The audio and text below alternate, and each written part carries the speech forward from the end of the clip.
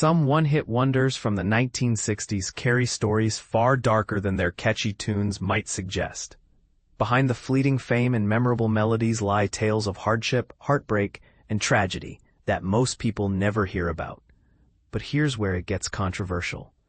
Can a single moment of success sometimes become a curse rather than a blessing? Let's dive into 3 unforgettable one-hit wonders from the 1960s whose backstories are as tragic as they are compelling. Dominique by Janine Deckers. You might recall the charming voice of the singing nun, Janine Deckers, whose 1963 hit, Dominique, soared to the top of the Billboard Hot 100 chart. This beautiful, simple song about Saint Dominic became her only major success and brought her international fame. However, the story behind the song's success is far from uplifting. After signing a recording contract, Deckers found herself stripped of nearly all the royalties from Dominique, as the majority of the earnings were claimed by her producers and her religious order. This financial exploitation plunged her into poverty later in life, a cruel twist for someone who had devoted herself to a spiritual path. The pressure and hardship led Deckers into a deep spiritual crisis, ultimately causing her to leave the convent and abandon her life as a nun. Tragically, in 1985, she ended her own life, leaving a note that explicitly cited her financial struggles as a key reason. It's heartbreaking to think that such a beloved and uplifting song was tied to such profound personal suffering. And this is the part most people miss when they hear Dominique on the radio. Tiptoe Through the Tulips with Me by Tiny Tim. Tiny Tim's quirky falsetto and eccentric stage presence made Tiptoe Through the Tulips with Me a memorable hit in 1968, reaching number 117 on the Hot 100 chart. Despite a career that spanned decades, this was his only top 40 success.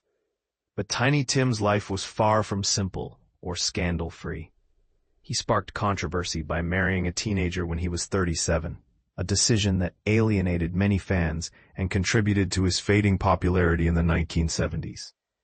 Even after his novelty wore off, Tiny Tim kept performing, trying to recapture the magic of his one big hit. In a tragic twist of fate, during a 1996 performance, he suffered a heart attack on stage. Though he initially recovered, a few months later, while performing Tiptoe Through the Tulips with Me, he collapsed again and was rushed to the hospital, where he was pronounced dead from heart failure. His story raises questions about the pressures artists face to keep performing, even when their health is at risk. Rockin Little Angel by Ray Smith.